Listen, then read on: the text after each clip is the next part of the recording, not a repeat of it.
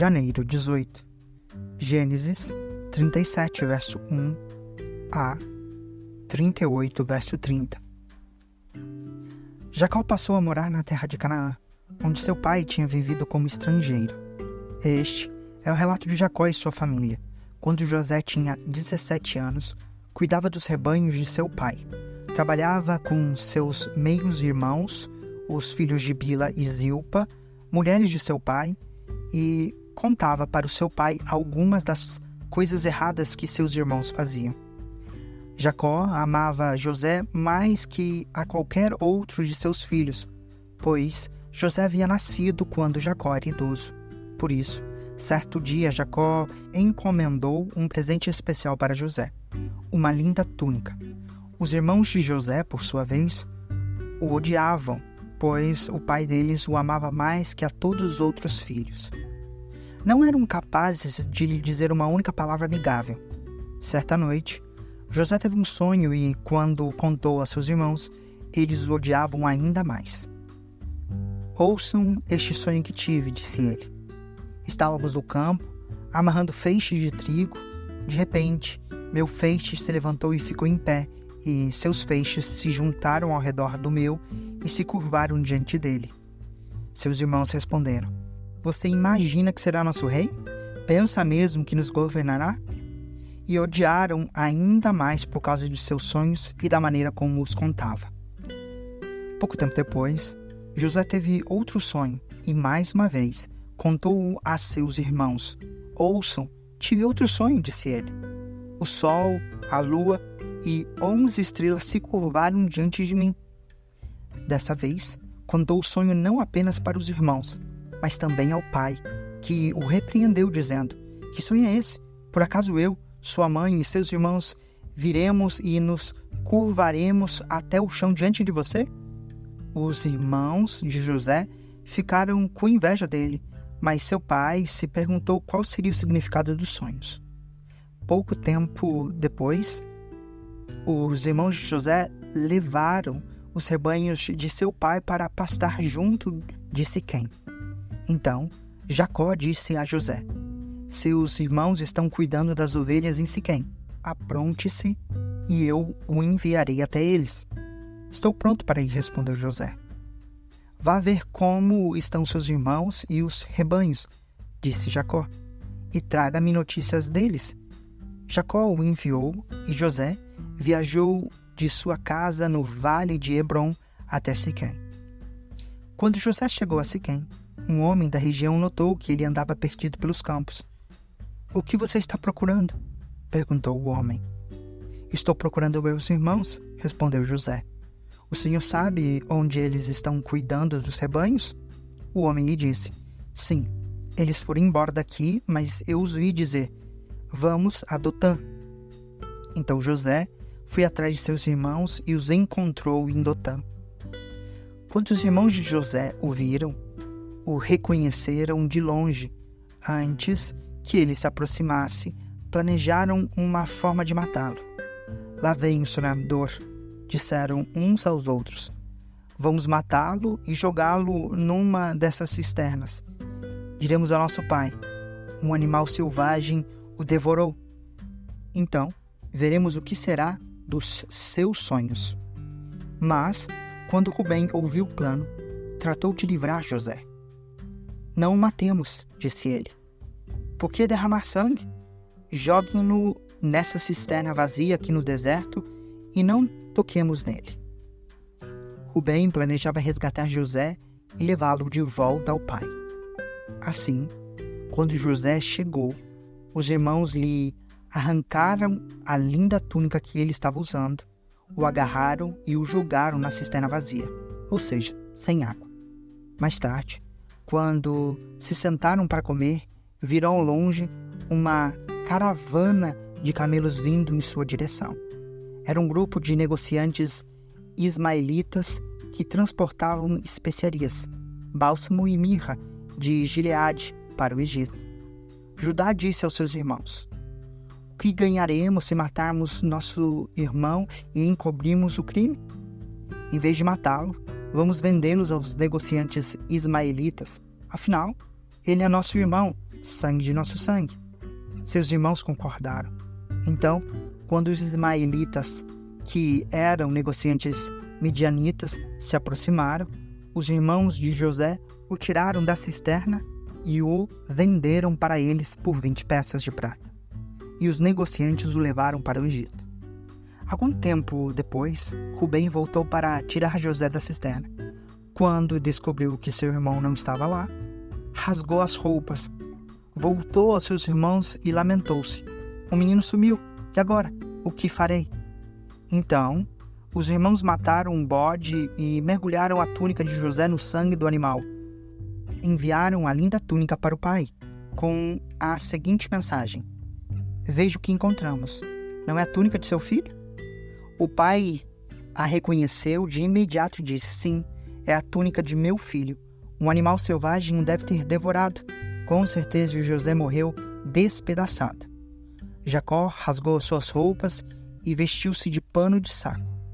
Por longo tempo, lamentou profundamente a morte de seu filho. A família toda tentou consolá-lo, mas ele se recusava. Descerei à sepultura, lamentando a morte de meu filho, dizia, e continuou a lamentar-se. Enquanto isso, os negociantes medianitas chegaram ao Egito, onde venderam José a Potifar, oficial e capitão do guarda do faraó. Por essa época, Judá saiu da casa e se mudou para Adulão, onde foi morar na casa de um homem chamado Ira. Ali, Judá viu uma mulher cananita, filha de Suá, e se casou com ela. Teve relações com a mulher, e ela engravidou, e deu à luz um filho, que se chamou de Ela engravidou novamente e deu à luz outro filho, que chamou de Onã.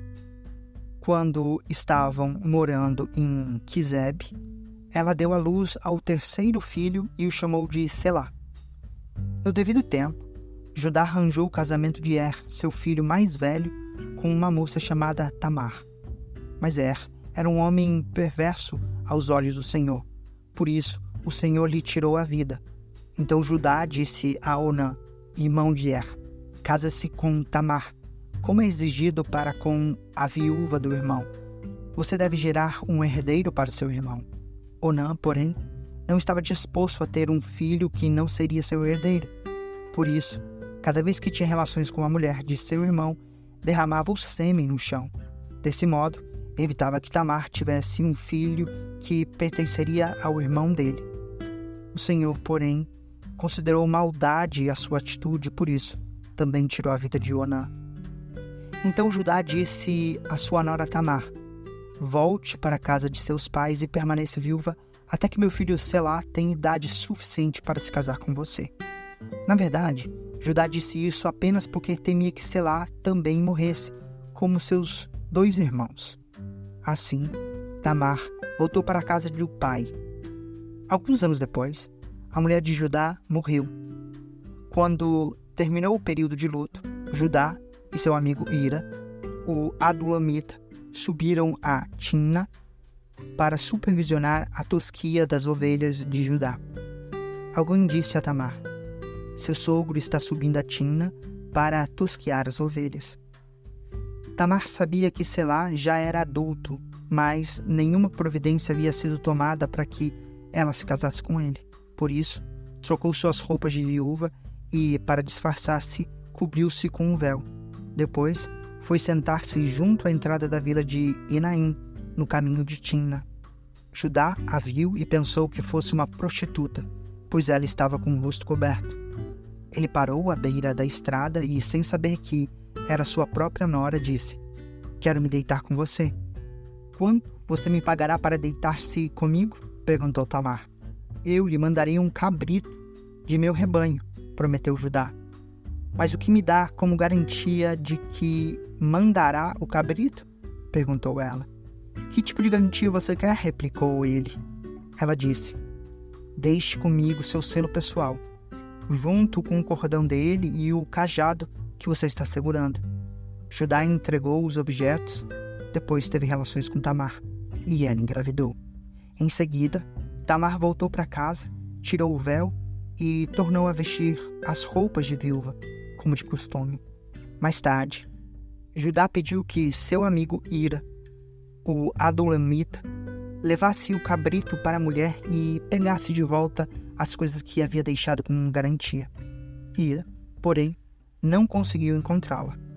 Perguntou aos homens que moravam lá: onde posso encontrar a prostituta do templo que estava sentada junto à entrada de Enaim?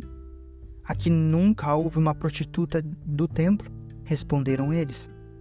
Então Ira voltou para onde Judá estava e lhe disse: não consegui encontrá-la em lugar algum. E os homens da vila disseram que lá nunca houve uma prostituta do templo. Que ela fique com as minhas coisas, disse Judá. Mandei o cabrito como tínhamos combinado, mas você não a encontrou. Se voltássemos para procurá-la, o povo da vila zombaria de nós. Uns 3 meses depois, disseram a Judá: sua nora Tamar se comportou como prostituta e por isso está grávida. Judá ordenou: tragam-na para fora e queimem-na. Quando a estavam tirando da casa para matá-la, ela enviou a seguinte mensagem ao seu sogro: estou grávida do homem que é dono desses objetos. Olhe com atenção de quem são este selo, este cordão e esse cajado. Judá os reconheceu de imediato e disse: ela é a mais justa que eu, pois não tomei providências para que ela se casasse com meu filho Selá. E Judá nunca mais teve relações com Tamar. Quando chegou a época de Tamar dar à luz, descobriu que teria gêmeos. Durante o trabalho de parto, um dos bebês pôs a mão para fora.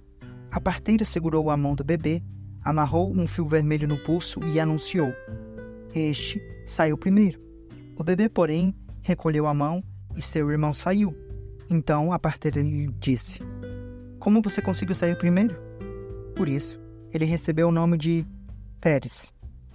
Logo depois, o bebê com o fio vermelho no pulso nasceu e recebeu o nome de Zerá. Mateus 12, versos 22 a 45. Então levaram até Jesus um homem cego e mudo que estava possuído por um demônio. Jesus o curou e ele passou a falar e ver. Admirava a multidão e perguntou: será que este homem é filho de Davi? No entanto, quando os fariseus souberam do milagre, disseram: ele só expulsa demônios porque seu poder vem de Beelzebu, o príncipe dos demônios. Jesus conhecia os pensamentos deles e respondeu: todo reino dividido internamente está condenado à ruína. Uma cidade ou família dividida contra si mesma se desintegrará. Se Satanás expulsa Satanás, está dividido e luta contra si mesmo. Seu reino não sobreviverá. Se eu expulso demônios pelo poder de Beelzebu, que dizer de seus discípulos? Eles também expulsam demônios, de modo que condenarão vocês pelo que acabaram de dizer. Mas, se expulso demônios pelo Espírito de Deus, então o reino de Deus já chegou até vocês. Afinal, quem tem poder para entrar na casa de um homem forte e saquear seus bens? Somente alguém mais forte, alguém capaz de amarrá-lo e saquear sua casa. Quem não está comigo opõe-se a mim, e quem não trabalha comigo, na verdade, trabalha contra mim. Por isso eu lhes digo: todo pecado e toda blasfêmia serão perdoados, mas a blasfêmia contra o Espírito Santo não será perdoada. Quem falar contra o Filho do Homem será perdoado, mas quem falar contra o Espírito Santo não será perdoado, nem neste mundo, nem no mundo por vir. Uma árvore é identificada por seus frutos. Se a árvore é boa, os frutos serão bons. Se a árvore é ruim, os frutos serão ruins.